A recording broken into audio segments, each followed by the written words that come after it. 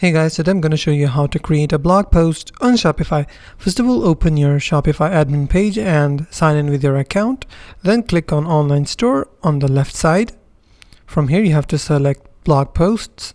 Click on it and make sure to remove your password and then click on Create Blog Post. Click on it and then you will be headed to this page. And then you can give any title to your post. For example, I will give the title as Best Sneakers for this winter. Now I will copy this title. You can then type in the content if you want, or you can generate the text with AI. I will generate it and then I will click on Keep. Now it has created me a blog post related to the best sneakers for this winter. And then you can add excerpts if you want.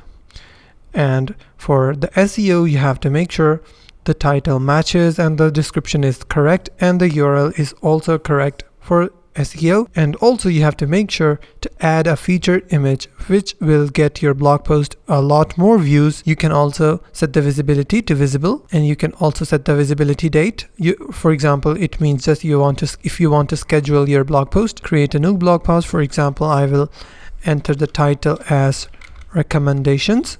And you can also add tags if you want, and all you have to do is click on save. Now you have successfully created a blog post on Shopify. And then all you have to do is go to home once again and go to online store, click on themes, and then click on customize. From here, this is the default website view, which you're all familiar with. Now what I will do, I will click on the home page and then I will select blog posts. I will click on it and I will click on default blog post.